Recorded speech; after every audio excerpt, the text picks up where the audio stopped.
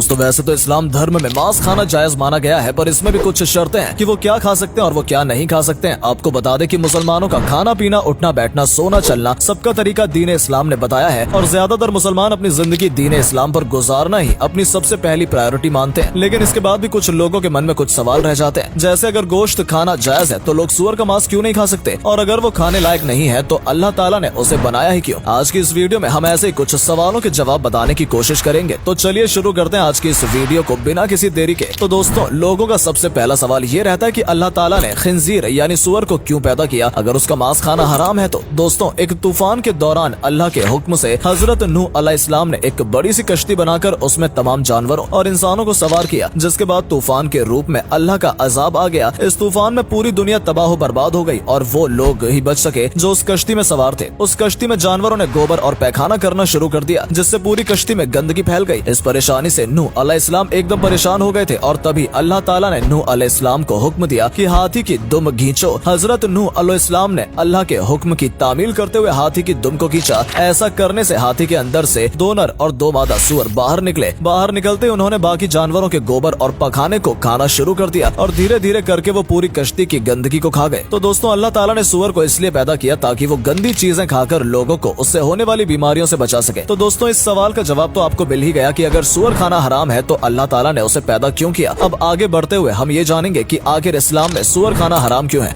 दोस्तों सबसे पहले हम आपको बताते हैं कि कुरान, जिसे मुस्लिम धर्म का सबसे पवित्र किताब माना जाता है, जिसके अंदर सभी बातें लिखी गई हैं जो एक सच्चे मुसलमान को फॉलो करनी चाहिए। कुरान की कई ऐसी किताबें हैं जिसके अंदर इस बात का जिक्र किया गया है कि मुसलमानों को ऐसे किसी भी जानवर का मांस नहीं खाना चाहिए जिसका हलाल न किया गया हो। आपको बता दें कि मुसलमानों की सबसे पवित्र किताब कुरान पाक के सूरह 2 आयत 173, सूरह 5 आयत 3, सूरह 6 आयत 145, सूरह 16 आयत 115 में इस विषय पर स्पष्ट आदेश दिए गए हैं कि वो ऐसे कोई भी जानवर का मांस नहीं खा सकते हैं जो हलाल ना हो और जो जिम्बा ना किया गया हो। हलाल एक खास प्रक्रिया होती है जिसे किसी भी जानवर के मांस को काटने से पहले किया जाता है। दोस्तों इसके साथ ही कुरान शरीफ में इस बात का भी जिक्र किया गया है कि मरे हुए जानवरों का मांस खाना हराम है, यानी कि ऐसा जानवर जो किसी वजह से मर गया हो, जैसे कि एक्सीडेंट या बीमारी की वजह से मरने वाले जानवरों का मांस खाने से इस्लाम धर्म को मानने वाले लोगों को मना किया गया है। वहीं कुरान में इस बात का भी जिक्र किया गया है कि सुअर हराम है और सुअर का मांस मुसलमानों को नहीं खाना चाहिए और साथ ही साथ किसी भी ऐसे जानवर का मांस नहीं खाना चाहिए जिसका अल्लाह से संबंध नहीं है। दोस्तों आपको बता दें कि कुरान के अंदर सिर्फ और सिर्फ हलाल मांस को ही खाने की हिदायत दी गई है, लेकिन अगर कोई फिर भी चाहता है तो वो खा सकता है। कुरान के अनुसार सुअर को पृथ्वी पर सिर्फ और सिर्फ पृथ्वी की साफ सफाई के लिए भेजा गया है, न कि उन्हें खाने के लिए। शायद आपको मालूम नहीं हो, लेकिन इस आयु का पवित्र ग्रंथ बाइबल में भी इस बात का जिक्र किया गया है कि सुअर का मांस नहीं खाना चाहिए। यानी मुसलमान और ईसाई दोनों ही ऐसे धर्म है जिसके अंदर सुअर के मांस को खाने पर पाबंदी लगाई गई है, लेकिन दोनों ही धर्म के ग्रंथ में इस बात का ठीक तरह से जिक्र नहीं किया गया कि आखिर इसके पीछे की वजह क्या है। अब ना तो कुरान में और ना ही बाइबल में इसके पीछे की वजह को बताया गया है, तो हमने आपके लिए इसके पीछे का कारण ढूंढ निकाला है और ये है सुअर का चाल चलन और सुअर का रहने और जिंदगी जीने का ढंग। दोस्तों सुअर प्रकृति द्वारा बनाया गया एक ऐसा जानवर है जो कुछ भी मिलने पर उसे खा लेता है, फिर चाहे वो पेड़ पौधे हो या फिर मरे हुए जानवरों का सड़ा हुआ मांस हो या फिर किसी जानवर या किसी इंसान का मल ही क्यों ना हो। सुअर को किसी भी चीज से कोई फर्क नहीं पड़ता, वो हर चीज का सेवन कर लेता है। आज के वक्त में काफी विकसित देशों में सुअर का मांस खाया जाता है। उनका मांस खाने के लिए वो सुअरों को एकदम साफ सुथरी जगहों पर रखते हैं ताकि वो साफ रहे और खाने लायक हो, लेकिन इसके बावजूद अपने में ही एक दूसरे का मल खा जाते हैं, क्योंकि ये चीज उनकी फितरत में होती है जिसे दुनिया का कोई भी इंसान बदल नहीं सकता। भारत में आज भी कई गाँव ऐसे हैं जहाँ लोगों के लिए आधुनिक शौचालय नहीं है, तो वहीं लोग किसी कारण खुले में शौच करते हैं और सुअर को कुछ न मिलने पर सुअर उसका भी सेवन कर डालता है। इससे आपको ये तो अंदाजा लग ही गया होगा कि उसका गोश्त खाना हमारे लिए कितना खतरनाक है। ऐसा जानवर जो मल जैसी चीजों को खा सकता है, उसके शरीर का मांस कितना गंदा होगा, ये कोई सोच भी नहीं सकता। अब आप एक बार सोचिए कि अगर इंसान रेगुलर टॉयलेट जाकर अपना पेट साफ ना करे तो उसे पाइल्स जैसी गंदी बीमारियां हो जाती हैं। उसी जगह वो गंदी चीजें दिन भर सुअर के पेट में रहती हैं, तो सोचिए कि उनका मांस कितना गंदा होता होगा। अब बात करें अगर दूसरे कारण की तरफ, दोस्तों शायद आपको मालूम नहीं हो, लेकिन सुअर पूरी दुनिया का इकलौता ऐसा जानवर है जिसके शरीर में पसीना निकलने वाली ग्रंथि नहीं होती। यानी कि जब हम इंसानों को गर्मी लगती है तो हमारे शरीर से पसीना निकलता है और उस पसीने के साथ हमारे शरीर में मौजूद कुछ बेकार की चीजें भी बाहर आ जाती हैं। लेकिन सुअर के शरीर की बनावट ऐसी हुई है कि उसके अंदर की गंदगी पसीने के माध्यम से बाहर नहीं निकल पाती और उसके चमड़ी के अंदर जमी रह जाती है, और यही वजह है कि सुअर का मांस पूरी तरह से पकने के बाद भी नहीं गलता। आपको बता दूं कि सुअर के मांस से 70 अलग अलग तरह की बीमारियों का जन्म होता है, यहाँ तक कि इंसानों के शरीर में इसका मांस खाने से भी कीड़े हो सकते हैं और ये कीड़े बेहद ही खतरनाक होते हैं, जिनमें सबसे खतरनाक होता है टैप वर्म। ये कीड़े लंबे और छोटे दोनों ही होते हैं। इसके अंडे खून में मिल जाने के बाद लगभग सभी अंगों में पहुंच जाते हैं। कभी कभी ये खतरनाक कीड़ा इंसान के दिमाग में भी चला जाता है, और अगर ये कीड़ा दिमाग में चला गया तो इंसान की याददाश्त चली जाती है, और अगर ये कीड़ा दिल में चला जाए तो इंसान के दिल की धड़कन रुक जाती है। ये कीड़ा शरीर के जिस भी अंग में जाता है उस अंग में बहुत सारी समस्याएं पैदा हो जाती हैं। आपको जानकर हैरानी होगी, कई बार इस कीड़े की लंबाई कई मीटर तक लंबी हो जाती है। अब आप अंदाजा लगा सकते हैं कि सुअर के मांस खाने से आपको कितनी ज्यादा परेशानी झेलनी पड़ सकती है। एक दूसरा खतरनाक कीड़ा भी होता है जिसका नाम त्रिचुरैसिस है। सुअर के मांस के बारे में एक मिथ ये है कि अगर उसे अच्छी तरह पका दिया जाए तो उसके अंदर पनप रहे कीड़ों के अंडे खत्म हो जाते हैं। अमेरिका में किए गए एक रिसर्च में ये बात सामने आई कि 24 लोग में से जो लोग त्रिचुरैसिस के शिकार थे उनमें से 22 लोगों ने सुअर के मांस को अच्छी तरह पकाया था। इससे ये मालूम पड़ा कि सामान्य तापमान में सुअर का मांस पकाने से जानलेवा अंडे नष्ट नहीं हो पाते। इनके मांस में पाई जाने वाली चर्बी सैचुरेटेड फैट्स होती है, जिससे आपको कोलेस्ट्रॉल की अधिक मात्रा होने से दिल की बीमारी हो सकती है। साथ ही सुअर के मांस से मोटापा करने वाले तथ्य पाए जाते हैं। मोटापा पैदा करने वाले ये तथ्य खून की नलियों में दाखिल हो जाते हैं और हाई ब्लड प्रेशर और हार्ट अटैक का कारण बनते हैं। और दोस्तों, इसमें कोई हैरानी की बात नहीं है कि 50% से ज्यादा अमेरिकी हाइपरटेंशन और तनाव के शिकार हैं। इसका कारण यही है कि ये लोग सुअर के मांस का बहुत ज्यादा इस्तेमाल करते हैं। ये सब जानने के बाद कुरान में सुअर के मांस को हराम करार देना एक सोचने का विषय है। शायद आपको यकीन ना हो, लेकिन भारत में साल 2019 में 217 मीट्रिक टन सुअर की खपत हो गई थी। ये वजन उतना ही है जितना कि 1000 बोइंग हवाई जहाज का होता है।